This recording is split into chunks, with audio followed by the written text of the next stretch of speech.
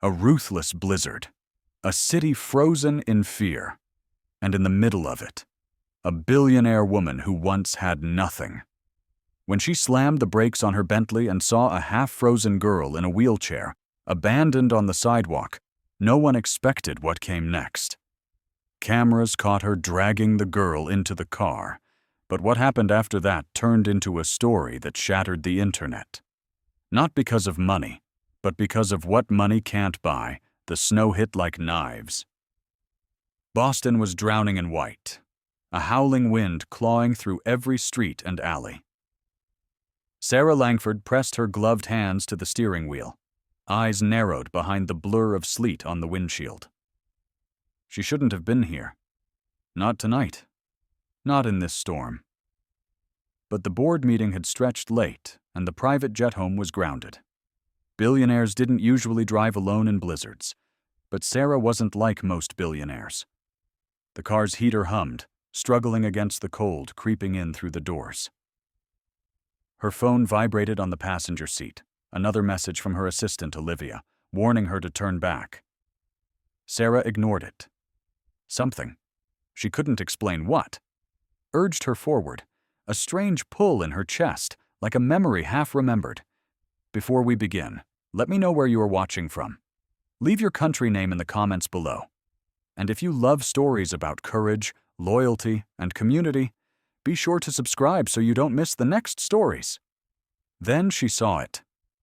At first, just a shadow in the storm. A shape slumped by the roadside, almost camouflaged against the snowdrift. Sarah slowed the car. Her heart jolted when the headlights caught a glimmer of metal. A wheelchair. She slammed on the brakes.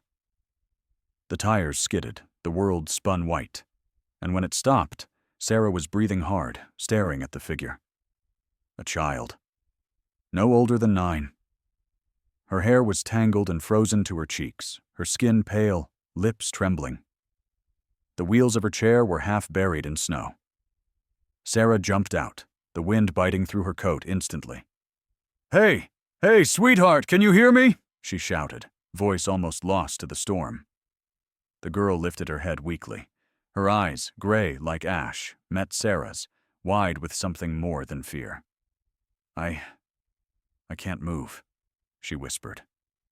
Sarah knelt, brushing snow from the girl's face. "It's okay. You're safe now." She tried to lift her, but the child flinched violently, a tiny cry escaping her lips. Please don't hurt me," she gasped. Sarah froze. Those words cut deeper than the cold ever could. "I won't hurt you," she said softly, her voice trembling despite herself. "I'm here to help." The girl's breathing was shallow. Her fingers were blue, her coat soaked through. Sarah took off her scarf and wrapped it around her small body, then hoisted her carefully from the chair. She weighed almost nothing, too light for her age. Sarah carried her to the car, teeth clenched against the wind. When she placed the girl in the back seat, the child's eyes fluttered open again. What's your name?" Sarah asked, turning the heat to full blast. "Lily," the girl murmured. "Lily Turner?" Sarah nodded. "Okay, Lily. I'm Sarah. We're going to get you warm." Lily's gaze lingered on her face, almost studying her. Then, barely audible, she whispered, "You look like her." "Like who?" Sarah asked, frowning. But Lily didn't answer. She just stared out the window at the swirling white, eyes distant and hollow. Sarah drove, the silence in the car almost louder than the storm outside. Her mind raced. How had a disabled child ended up alone in a blizzard? Where were her parents? When they reached the edge of town, Sarah spotted a dimly lit diner, one of the few still open. She parked and ran inside, shouting for help. The old man behind the counter, Tom, his name tag read, grabbed a blanket and followed her out. Together they carried Lily inside. Tom's eyes widened. Good God, how long's she been out there? I don't know, Sarah replied. She was alone, no sign of anyone else. Tom wrapped Lily in the blanket and handed Sarah a cup of coffee. "Storm like this, you're lucky you saw her. Most folks wouldn't have." Sarah barely heard him. Her gaze was fixed on Lily, who sat motionless in the booth, eyes unfocused. Something about her expression. It wasn't just fear. It was recognition. Then Lily spoke again, her voice soft but clear. "She said you'd come." Sarah blinked. "What?" Lily's small hands clutched the blanket tighter. "She said you'd come to finish it." The diner seemed to go silent. The wind outside screamed through the cracks in the door, making the neon sign flicker. Sarah's coffee cup trembled slightly in her hand. "Who said that, Lily?"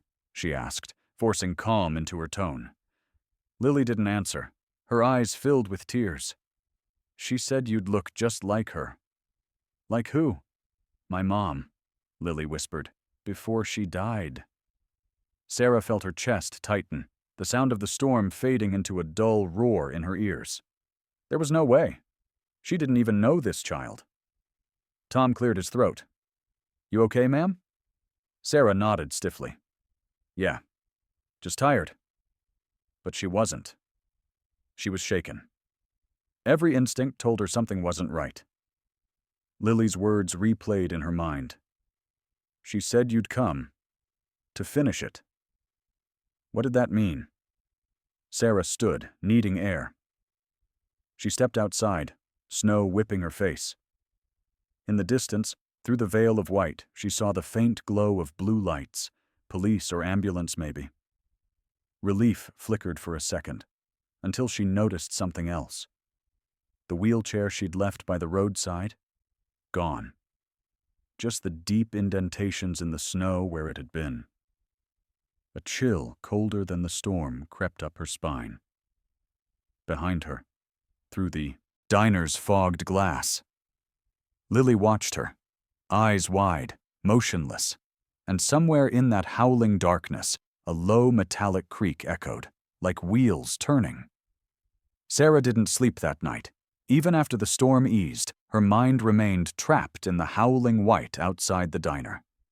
The police had come, checked on Lily, and said they'd look into it. "Probably abandoned," one officer muttered, almost casually. "Happens more often than you'd think." The words made Sarah's stomach twist. Abandoned. In a wheelchair? In a blizzard. That wasn't accident. That was cruelty. Now, hours later, the storm had faded to a dull drizzle of snow. Sarah sat in a small hospital room, watching Lily sleep. The child's chest rose and fell weakly, her fingers still wrapped around the corner of the blanket, as if afraid it would be taken away. The doctors said she was stable. Mild frostbite, severe exhaustion, and malnutrition. But there was something else. A tension in her little face, even in sleep, as if she was trapped in some silent nightmare. Sarah's phone buzzed again. Olivia's voice came through, sharp but concerned. "Sarah, what are you doing at a hospital at 3 a.m.? The board is expecting you in the morning. Your schedule? Cancel it." "What?" "I said cancel it," Sarah repeated. "I'm staying here for now." A long pause. Then Olivia sighed. "Is this about the girl?" "Yes." "You don't even know her." Sarah looked back at Lily's sleeping face. "Maybe I don't," she murmured. "But something tells me she knows me." Before Olivia could respond, Sarah hung up. The truth was, she couldn't explain it herself. That look in Lily's eyes. It wasn't just fear. It was memory. And when Lily had said, "You look like my mom," something deep inside Sarah had cracked open. At dawn, Lily woke. The first thing she did was ask, in a trembling voice, "Where's my chair?" Sarah blinked. "It wasn't there when we came back." Lily's face went pale. "Then she's coming." "Who's coming?" Sarah asked softly, moving closer. Lily looked at her with eyes that seemed far too old for a child. "The woman who left me there." Sarah's pulse quickened.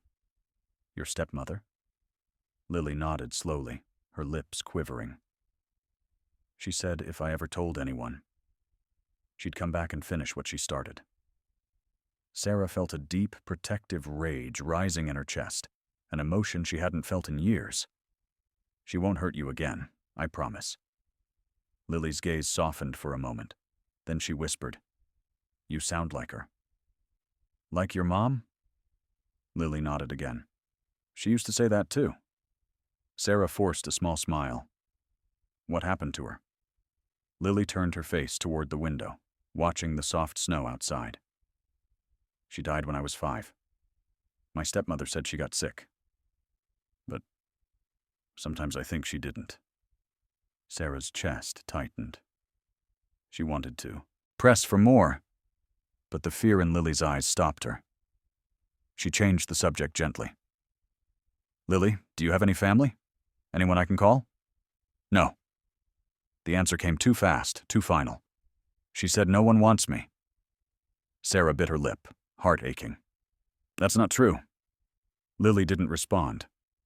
Later that morning, Sarah stepped out into the corridor to call the police detective assigned to the case, Detective Mark Renshaw. He sounded tired and unimpressed. Miss Langford, we're checking foster records and local reports. So far, nothing. The child's name might not even be real. Sarah frowned. You're saying she lied? Not necessarily. Kids in trauma sometimes mix up details. I'll keep you posted. When the call ended, Sarah felt something heavy in her chest. She'd spent years building an empire from nothing. Tech, finance, philanthropy. But this one small life, this fragile girl, was more complicated than any company she'd ever saved. She looked down the hallway toward Lily's room, and for the first time in a long while, she felt helpless. That night, Sarah stayed again. She sat by Lily's bed, flipping through a tablet while pretending to read. The room was quiet except for the faint beep of the monitor. Then suddenly, Lily stirred. Sarah? Yes, sweetheart. I had a dream, Lily whispered. There was a woman standing in the snow. She had your face. She was crying. Sarah's hand froze on the tablet. What was she saying? Lily's voice went soft, trembling. She said, I'm sorry I couldn't save you. For a moment, neither of them spoke. The air felt thick, heavy with something unseen. Sarah swallowed hard. Dreams can feel real, but they're just dreams. But Lily shook her head. It wasn't just a dream. I remember her voice. I remember the same necklace. Sarah's heart stopped. She instinctively touched her neck, where the thin gold chain glinted faintly under the hospital light. How did you know about this? She asked quietly. Lily frowned in confusion. You were wearing it in the dream. Sarah didn't answer. The necklace had belonged to her mother, who died when Sarah was 15, long before Lily was even born. The coincidence made her skin crawl. She stood, pacing slowly, trying to shake the unease. I'm going to get us some water, okay? I'll be right back. Lily nodded weakly. Sarah stepped into the hall, gripping her phone so tightly her knuckles whitened. She wasn't superstitious. She didn't believe in fate, ghosts, or prophecy. But something about this, about Lily, felt connected. Then, as she walked past the nurse's station, the power flickered. Once, twice. The lights dimmed, and from Lily's room, a sound echoed, a faint metallic creak. Sarah turned. Her heart lurched. The wheelchair, the same one she'd seen buried in snow, was sitting in the middle of the hallway. Frost glistened on its handles. The tag on its side read in faded ink, Turner Clinic, 2014. Sarah's breath caught. She whispered, almost to herself, How did this get here? No one answered. But as she stepped closer, the faintest sound drifted through the empty hall, like a child's voice carried by the wind. She's watching, Sarah. Morning light crept through the hospital blinds like pale fingers, brushing against Sarah's face. She hadn't slept, Her mind replayed the image of that wheelchair. Frost still clinging to its frame, the faint tag burned into her memory. Turner Clinic, 2014. Now, hours later, she sat in the hospital cafeteria with a laptop open, hands trembling slightly as she searched. Turner Clinic, Boston. A few results popped up. Most were local archives. A pediatric rehabilitation center closed nearly a decade ago. The last headline made her stop cold. Turner Rehabilitation Center shuts down after fire. Several children missing. Published December 24, 2014. Sarah's eyes widened. 2014, that was 11 years ago. Lily looked about 9. Her pulse quickened. Could Lily have been one of those missing children? She clicked the article. The photo was grainy, showing a small brick building, smoke curling from its roof. The caption read, "No fatalities confirmed, but 3 patients remain unaccounted for." 3. Sarah scrolled further and froze again when she saw a name among the missing. Lily Turner, age 2. The coffee cup slipped from her hand and shattered on the floor. Heads turned, but Sarah barely noticed.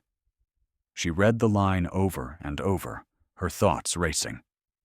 This can't be coincidence. Lily Turner, the girl she'd found in the snow, had vanished in a fire 11 years ago. But how was that possible? Back in Lily's room, the girl sat up, drawing shapes on the blanket with her finger. When Sarah entered, Lily looked up. "You found it, didn't you?" she said softly. Sarah froze mid-step. "Found what?" "The place. The name on the chair." Sarah sat beside her. "Lily, what do you remember about the Turner Clinic?" The girl hesitated, as if the air had grown heavier. "Just fire. Screaming. My mom. She was there. She said she'd come back for me. But she never did." Sarah's throat tightened. "You were only 2. It's not your fault you can't remember everything."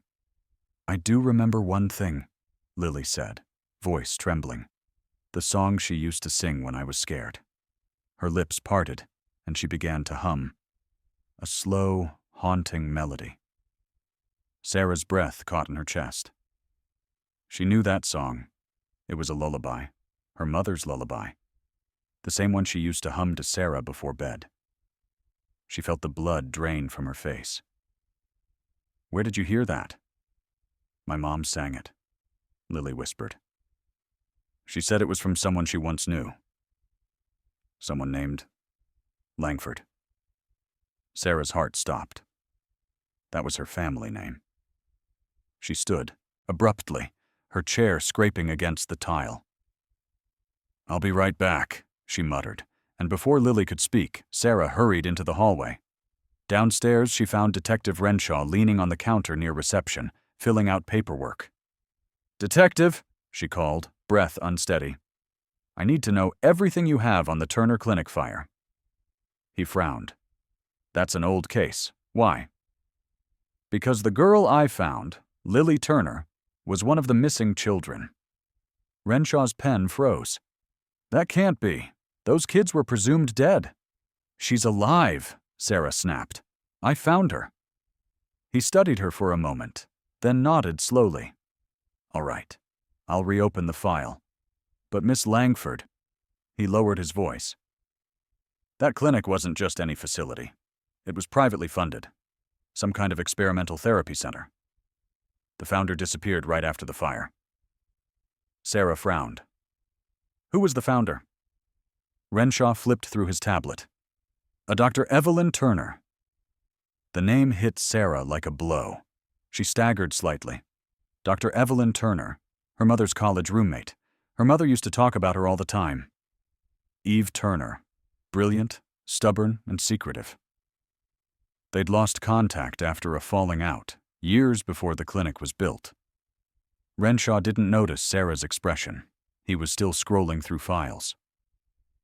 There were whispers about genetic therapy experiments, something about memory transfer between patients, but nothing was ever proven. The whole case went cold. Sarah's voice came out barely above a whisper. Memory transfer? He nodded. Yeah, wild stuff. Way ahead of its time. Some people said Turner was trying to imprint emotional memories to help trauma patients heal faster. The ethics board shut her down twice. Then the fire happened. Sarah felt the room spinning. Memory transfer? Emotional imprinting? The lullaby? The way Lily looked at her? The necklace? Was it possible that some part of her mother, her voice, her care, had somehow reached Lily through Dr. Turner's experiments? It sounded impossible. But so did a child surviving 11 years after being declared dead. Renshaw handed her a card. If you find anything else, call me. And Miss Langford. She turned to go. Be careful. Some of the people who funded that clinic weren't ordinary philanthropists. That night, Sarah returned to the hospital. The hallway lights flickered again as she stepped out of the elevator. Her reflection in the polished floor looked pale, almost ghostly. Lily was awake, staring out the window at the drifting snow. Did you find out about my mom? She asked quietly. Not yet, Sarah said, sitting beside her. But I found something about the clinic, and about someone who knew my family. Lily turned, her small hand reaching for Sarah's. You're shaking. Sarah forced a smile. Just tired. For a while, neither spoke. The air between them felt fragile, like glass. Then Lily said, Sometimes when I dream, I see a woman who looks like you. She's standing in fire, holding me, and she says, I won't let you forget. Sarah's chest constricted. Forget what? I don't know, Lily said. But she's crying. Sarah didn't realize she was crying too until Lily's hand brushed a tear from her cheek. Outside, snow began to fall again. Soft, silent, endless. And in the reflection of the window, for just a heartbeat, Sarah saw something behind her. A faint, flickering silhouette of a woman. Warm, glowing, watching them both. Then it was gone. The next morning, Boston was gray and silent, a city washed clean by snow, but haunted by its secrets. Sarah drove north, the address of the old Turner Clinic glowing on her GPS like a pulse. She hadn't told anyone where she was going. Not Olivia, not Detective Renshaw, not even Lily. Something inside her needed to see it, to stand where it had all begun. The road wound through abandoned industrial blocks until the trees thickened, branches bowing under white frost. Then she saw it, a low, ruined structure half buried in snow, its sign barely visible beneath the rust. Turner Rehabilitation Center. The letters were cracked, the R dangling like a broken bone. Sarah stepped out of the car, boots crunching on frozen ground. The air smelled faintly of smoke, though the fire had burned more than a decade ago.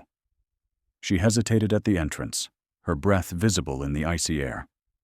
The heavy door creaked as she pushed it open. Inside, the clinic was silent, except for the groan of wind through shattered windows. Papers littered the floor, blackened edges curled from fire. Scattered toys lay frozen in dust. A stuffed bear, a tiny shoe, a doll with no head. Her flashlight beam slid across walls scorched with ash, then caught on something else. A child's drawing still pinned to the board. Crayons, faded but visible. A stick figure girl holding hands with a taller woman in a white coat. Underneath, in shaky letters, me and Mommy at the clinic. Sarah's throat closed. She brushed off the soot and saw a name in the corner. Lily T. She moved deeper inside. The corridor was long, narrowing into darkness. Metal doors lined both sides, many twisted from heat. Room numbers hung crooked, glass shattered. Room 3B, Room 4B, then Room 5B. The door was sealed with rusted chains. A faded label hung crookedly. Authorized personnel only. Sarah's pulse quickened. She aimed the flashlight through a crack and saw flickers of machinery inside. Tables, cables, monitors covered in dust. Something about it felt wrong. She tugged the chain. It clanged loudly, echoing through the hall. After a few tries, it snapped loose with a screech that sent chills down her spine. The door opened. Inside was a small lab, still mostly intact, frozen in time. Computers lined the wall, black screens coated in grime. On the central table lay a cracked nameplate. Dr. Evelyn Turner. MD Sarah's breath hitched. This was her mother's old friend's lab. And on the floor, half buried beneath fallen ceiling tiles, was a metal locker with the initials EL scratched faintly into its surface. Sarah knelt and pried it open. Inside were several data drives, a burnt notebook, and a photo.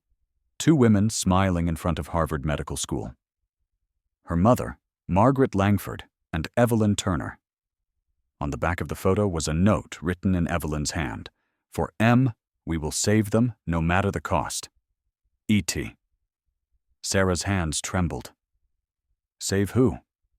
She flipped open the notebook, its pages charred but legible in places.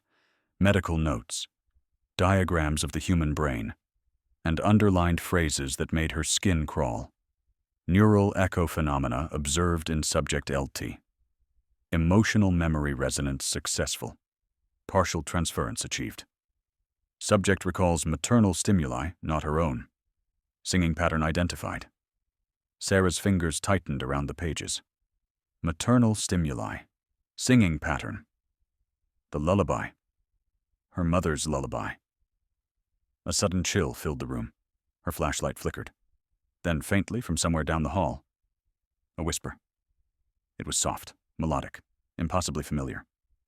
Someone was humming the lullaby. Sarah froze. Hello? No answer. Only the tune, growing clearer, the same song her mother used to hum.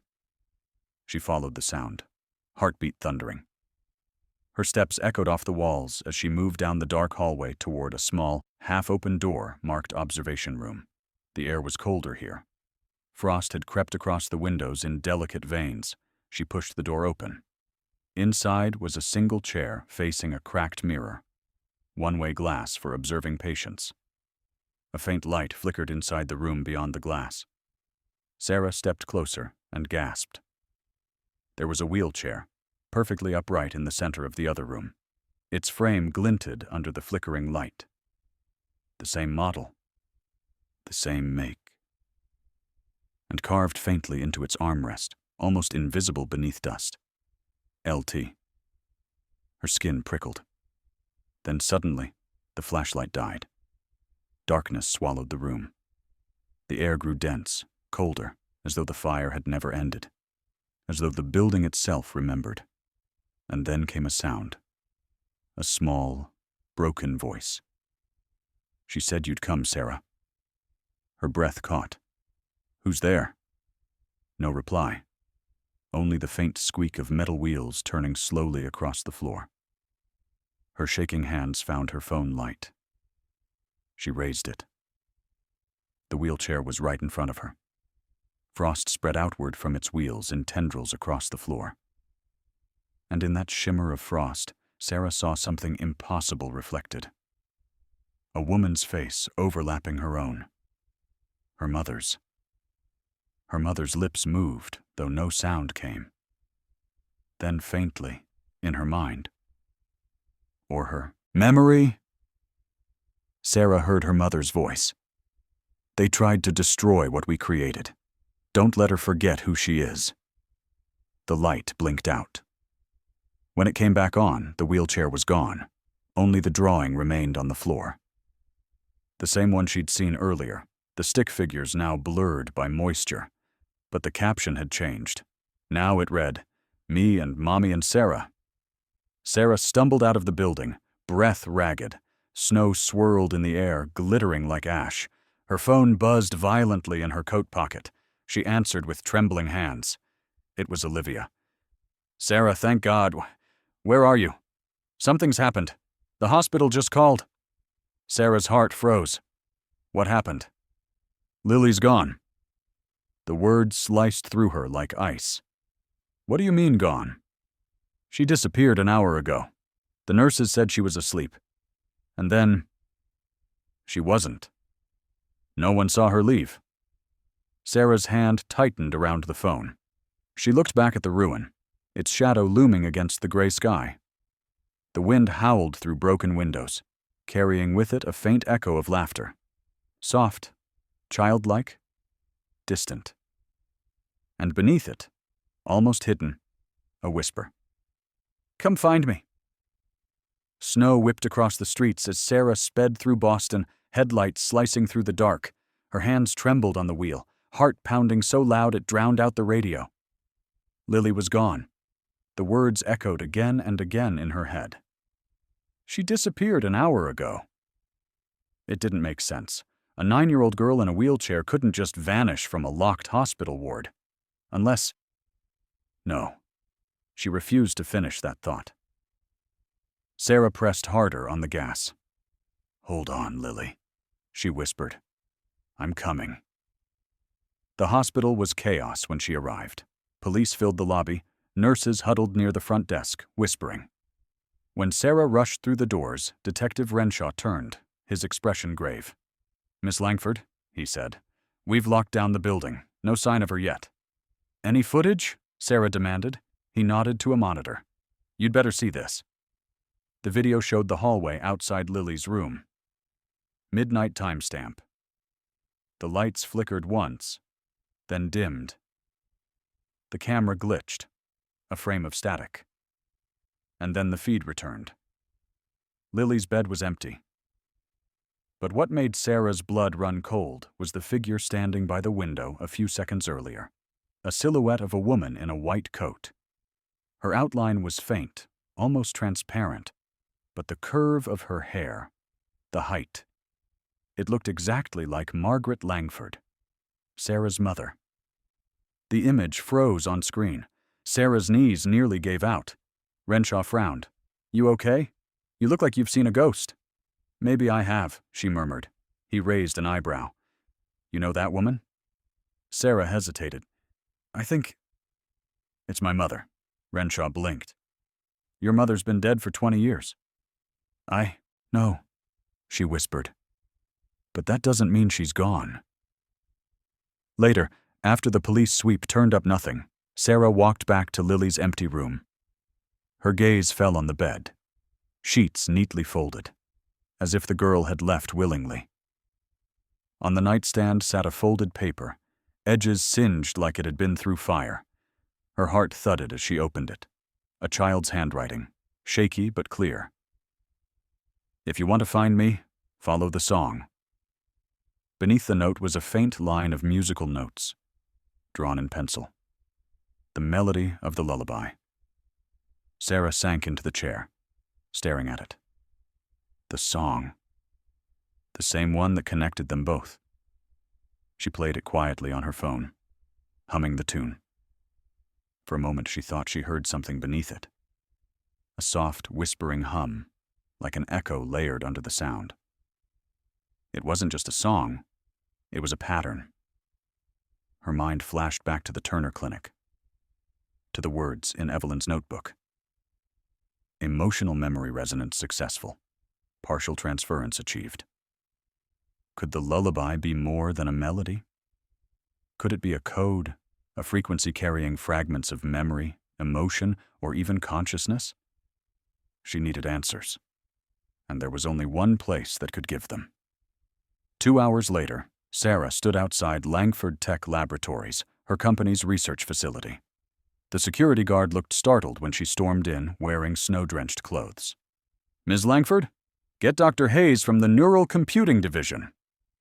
Now.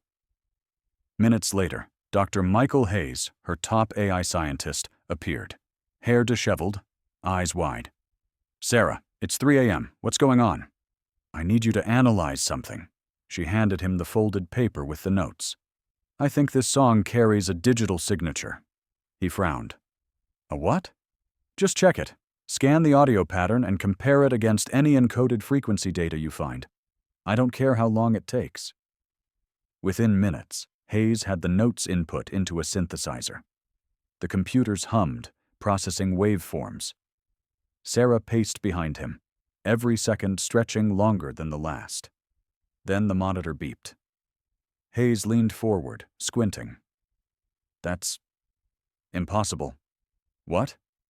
There's data embedded in the tone pattern, like someone encoded information inside the sound waves. I'm reading binary fragments. Not random noise. It's structured. He hit a few keys, translating the data into text. Words appeared on the screen. Project Echo. Subject LT, Phase 4, initiated location, Turner Research Annex, Harbor District. Sarah felt a chill creep through her spine. Turner Research Annex? Hayes nodded slowly. That building was shut down years ago, but the coordinates are still active on the city map. Someone's been drawing power there. She didn't hesitate. Send me the address. Sarah, this could be dangerous. If someone's running an illegal experiment, then they have Lily. And she was gone before he could answer. The Harbor District lay on the outskirts of the city. Cold, quiet, forgotten.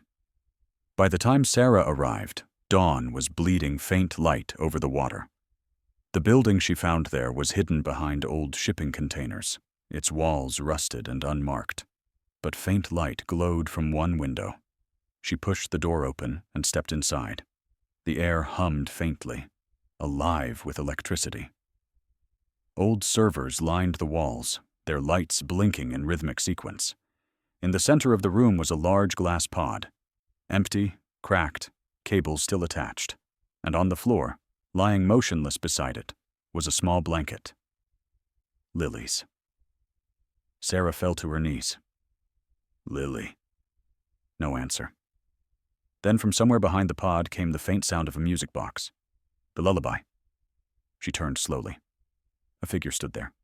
A woman, tall, cloaked in pale light, her features blurred by the glow. Sarah's breath caught. Mom? The figure smiled faintly. You were never supposed to find this place, Sarah. Sarah's voice broke. What did you do? What happened to Lily? She's alive, the voice said softly. But she carries what I could not finish. Evelyn's work succeeded, too well. Lily's mind holds echoes of what was lost. Echoes? Sarah whispered. Fragments of memory, her mother said. Pieces of me, and of her mother. She is both child and vessel, the link between worlds. Tears burned Sarah's eyes. Why her? Because she was dying, her mother said. And I wanted to save you. Sarah shook her head. I don't understand. When you were young, you almost died in that car accident. The voice whispered. Evelyn's experiments were meant to heal trauma by transferring love, by imprinting emotional memory. I gave her my own neural patterns to test. But the fire destroyed everything. Or so I thought. Sarah's lips parted in horror. You used yourself in the experiment? Her mother nodded slowly. Part of me survived, inside her. Lily. The child Evelyn tried to save. The hum of the servers deepened, lights flickering like heartbeats. She needs you now, Sarah. She's between two worlds, memory and reality. Find her before the echo consumes her. Sarah took a trembling step forward. Tell me where she is. Her mother's form flickered, fading with the rising light of dawn. Follow the song, Sarah. And with that, she vanished, leaving behind the faint scent of her perfume and the lingering hum of machines. Sarah fell to her knees, sobbing. Outside, the first rays of sunlight spilled over the harbor. The lullaby still played softly from the music box, echoing in the empty room. And beneath the melody, a new voice joined in. Small, distant, fragile. Sarah, help me. She stood, wiping her tears. Her fear was gone now, replaced by something fierce and unshakable. Hold on, Lily, she whispered. I'll find you. The morning sun barely touched the horizon when Sarah staggered out of the abandoned lab, her mind spinning with what she'd just seen. The lullaby still echoed faintly from the small music box she'd taken. Soft, mechanical, almost breathing. Her mother's words burned in her skull. Find her before the echo consumes her. She sat in her car, gripping the steering wheel so hard her knuckles turned white. Between worlds, she murmured. What did that even mean? Was Lily alive? Dead? Trapped somewhere in between? Sarah's phone buzzed. A text from Dr. Hayes. Hayes. I decoded the rest of the data. There's something you need to see. Hayes. Don't come here. They're watching. Her pulse spiked. They? She didn't go back to the lab. Instead, she drove straight to her penthouse. Or what was left of her composure. The walls felt too large, the silence too deep. Everything she'd built, billions, influence, luxury, felt meaningless now. Sarah set the music box on her desk and pressed the switch. The tune began to play again, slow and haunting. For a moment, nothing happened. Then the room dimmed. Not from the lights, but something deeper. The edges of the world seemed to blur, as if reality itself wavered. Her reflection in the glass window began to move on its own. Sarah froze. The reflection tilted its head, smiling faintly. You're close, it whispered, her own voice, distorted like it came through water. But to find her, you must remember what you buried. Then the reflection shattered into 1,000 fragments of light. Sarah gasped and stumbled back, the music box still playing. Her chest tightened as a flood of images crashed through her mind. A car spinning out of control, snow falling against the windshield, her mother's voice screaming her name, the crash, the day she almost died. And there, in the chaos, was a small figure in the other car, staring back at her through the storm. A little girl, paralyzed, crying for help. Sarah's breath hitched. Lily! It couldn't be. That accident was decades ago. Lily hadn't even been born. But what if time didn't work the same way in the echo? What if she and Lily had always been connected? Bound through that moment of pain, through Evelyn's experiment, through her mother's sacrifice? The lullaby ended, leaving silence that rang louder than any scream. Sarah wiped her eyes. If the world won't let me reach her, she whispered, then I'll find a way through it. Back at Langford Tech, Dr. Hayes was pacing nervously when Sarah burst through the door. You shouldn't have come, he hissed. I told you. Show me the data, she demanded. He sighed, pulling up a holographic display. Lines of code glowed blue against the dark. The frequency signature you found, it's not just a song, it's a neural map. Someone embedded a consciousness trace in the signal, a bridge between two states of being. Sarah's eyes widened. You mean? I mean, Hayes said, lowering his voice, that the girl's mind isn't completely here. She's caught between digital memory and biological existence. The Turner experiment must have used something called echo field resonance, transferring consciousness across temporal memory. Temporal, Sarah blinked. You're saying she's alive in another time? In another layer, he corrected. A place built from memory. But there's more. When the system went offline, part of that resonance signature attached to you. Sarah froze. Me? Hayes nodded grimly. You're the key that connects both sides. You share the same emotional code, the same imprint. The pieces clicked, the lullaby, the whispers, her mother's voice. Her mother hadn't been haunting her.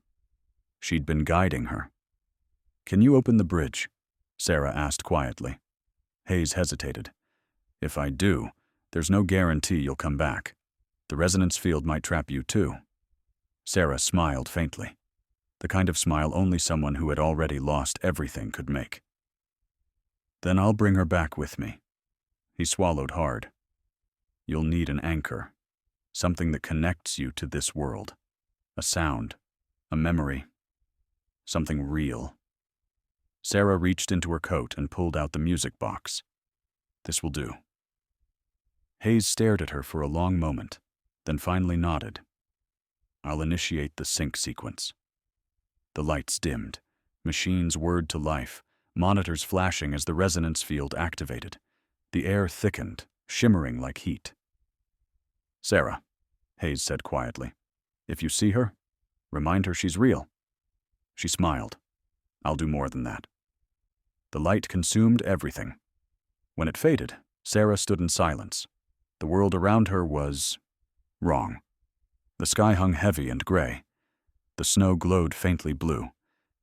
The city was frozen mid-motion, cars suspended in air, people still as statues, time itself held in breathless pause. She turned slowly. In the distance she saw a figure, a small girl in a wheelchair, her hair blowing gently in the wind. "Lily!" Sarah shouted, running forward, her boots crunched in the snow that didn't melt, her breath visible in the strange, cold light. The girl turned. Her eyes widened, glimmering with something between recognition and terror. "Sarah," she whispered. Sarah knelt beside her, taking her hand. "I'm here, sweetheart. I'm taking you home." Lily shook her head violently. "No, you can't. The shadows. They're listening." "What shadows?"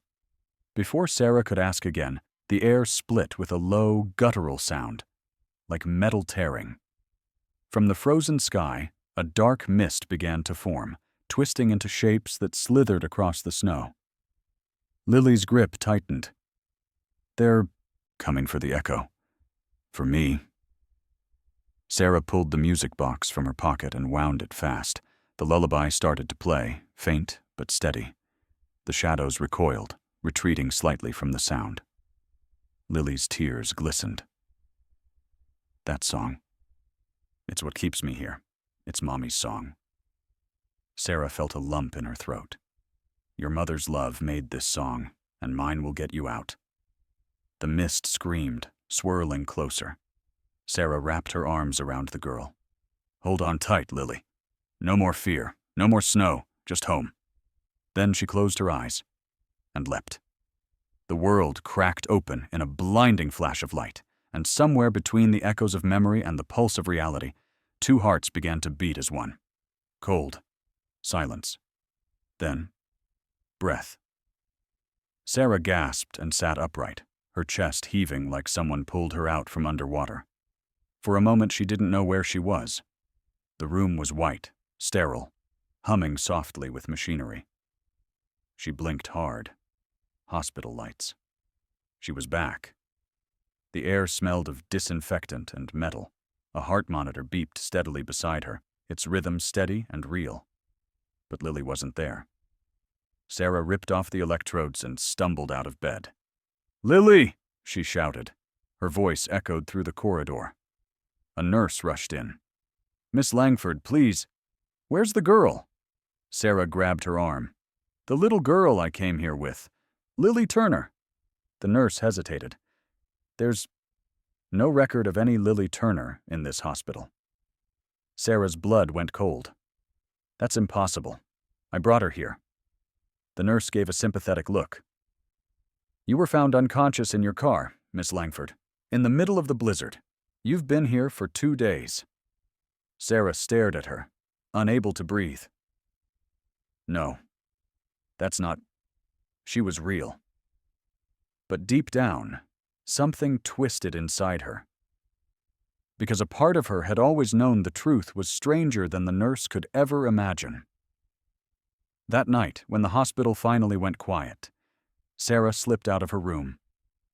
The hallways felt unreal, like she was walking through the memory of a place she'd already been. She passed a mirror and froze. Her reflection didn't move. The reflection's lips parted slowly, whispering, "She's still there." Sarah's pulse spiked. "Where?" she breathed. The reflection smiled faintly. "In the place between. Your heart and hers." Then it lifted its hand, and suddenly the mirror shimmered. Not glass anymore, but water. Behind the ripples, faintly, she saw a shape. Lily, curled up in her wheelchair, surrounded by darkness. Sarah reached out instinctively, and the reflection's hand met hers. The world rippled. She was falling again, snow swirling, music echoing, heart pounding in time with the lullaby. When she opened her eyes, she was back in the echo field. But everything had changed. The once frozen city now flickered like broken glass. Buildings bent and cracked, collapsing into shadow. And in the middle of it all was Lily, still in her chair, her face pale and tear-streaked. "Sarah," the girl cried when she saw her. "You came back." Sarah ran to her, kneeling down. "I promised I would."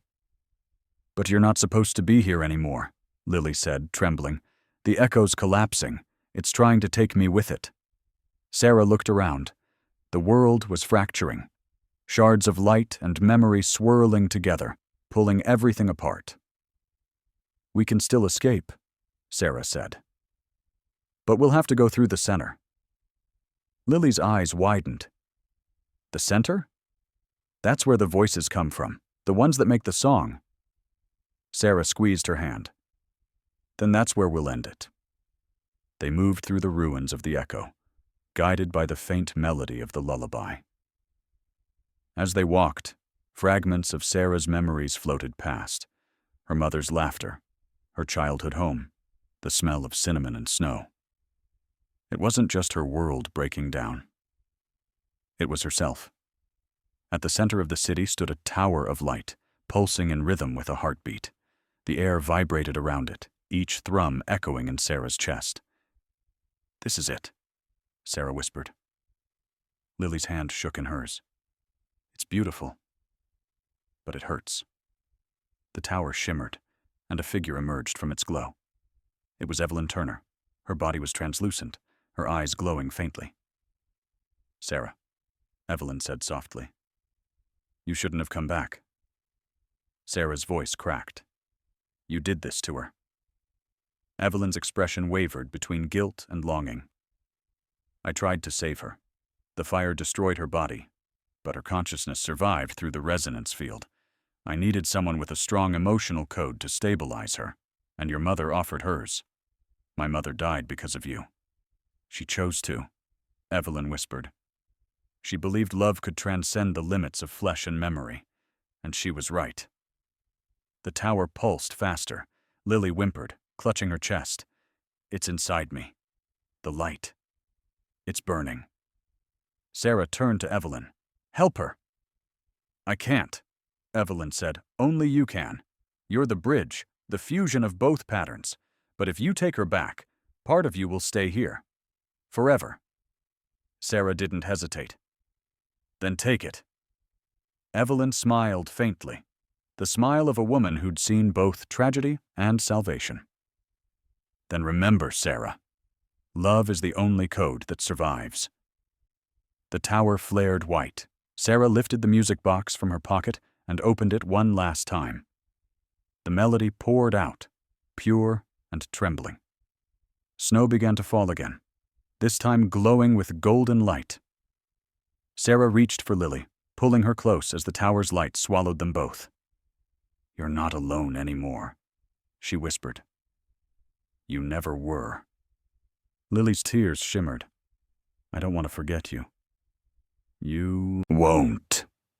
Sarah pressed her forehead to the girl's. "Because I'll be the song." The world shattered. Then came silence. When Lily opened her eyes, she was lying in a hospital bed. This time, real and alive. The machines beeped softly beside her. Her hands trembled as she looked around. Dr. Hayes sat nearby, half asleep, his eyes widening when he saw her stir. "Lily, oh my God, you're awake." Her lips parted, voice hoarse. "Where's Sarah?" Hayes swallowed hard. She didn't come back." Tears welled in Lily's eyes. "She said she would." Hayes hesitated. "She did bring you back. You were gone for hours, no heartbeat, no brain activity. And then suddenly your pulse returned."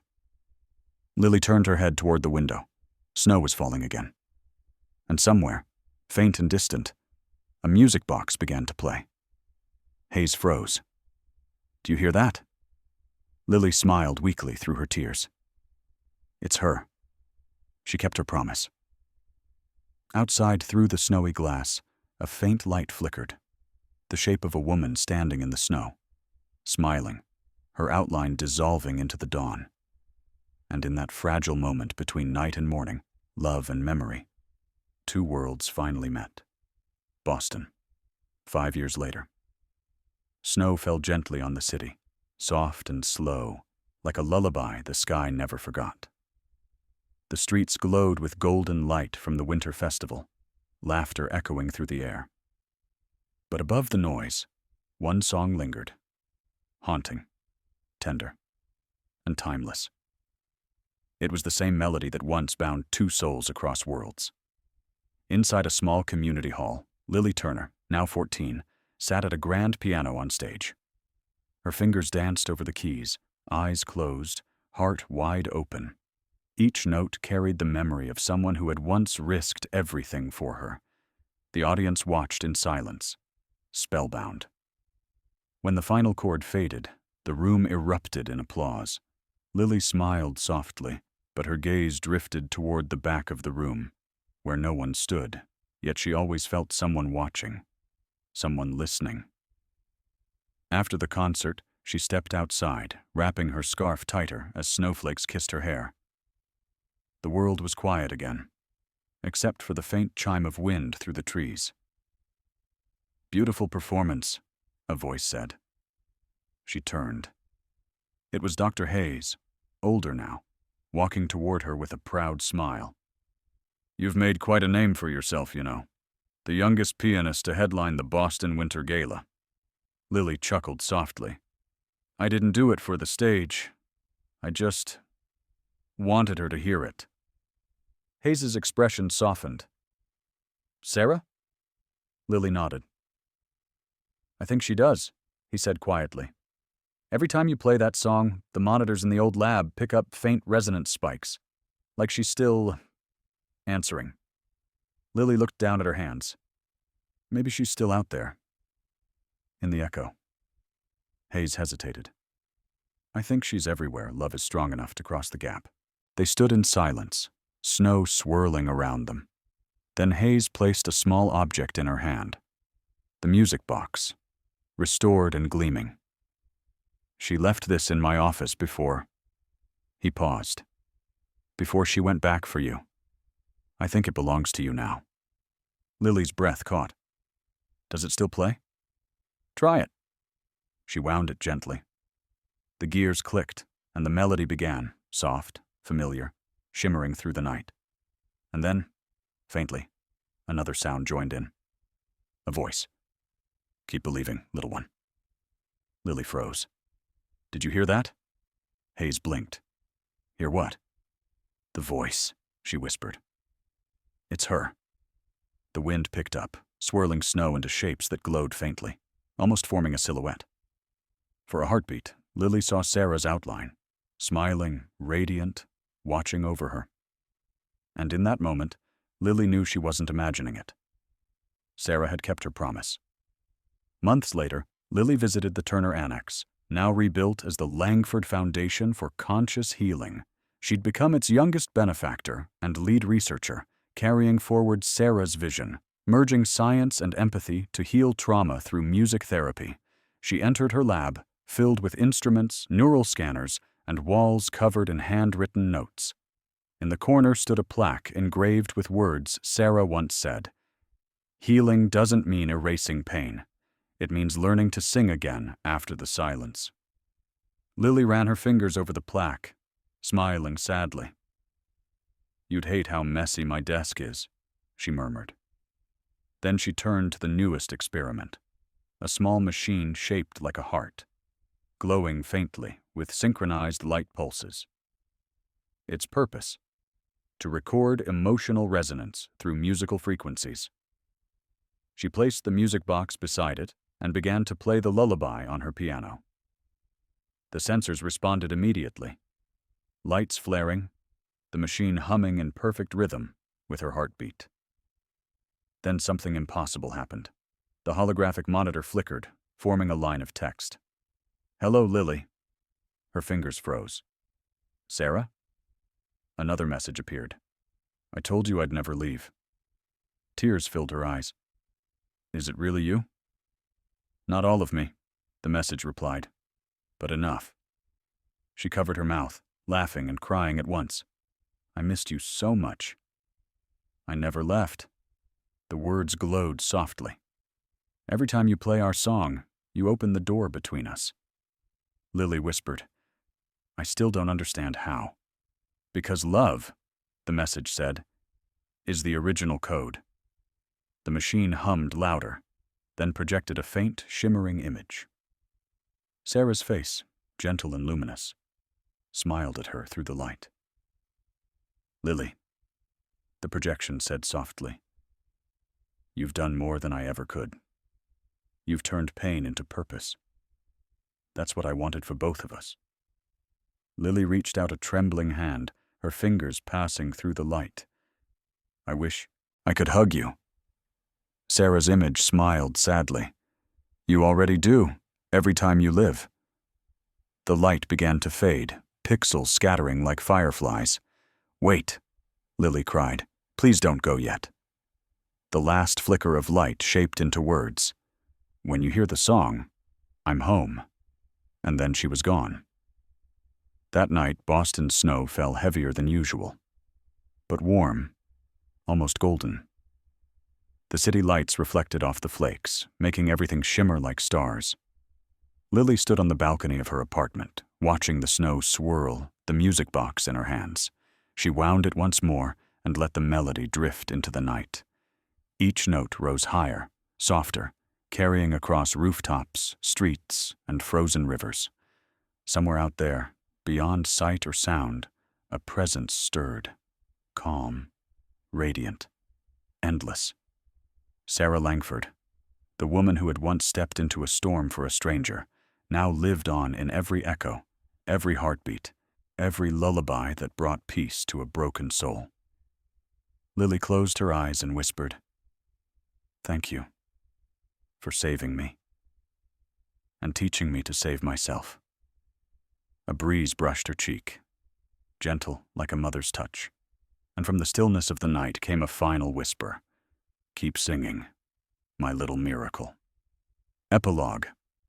Years later, the world would know Lily Turner not just as a musical prodigy or philanthropist, but as the pioneer of echotherapy, a healing method that united music, memory, and emotion. And on the foundation's walls, beside her piano, hung a simple framed quote, the legacy of the woman who changed her life. Love is not bound by time, body, or death. It is the frequency that never fades. The same lullaby that once saved a dying girl continued to play, somewhere between the snow and the stars,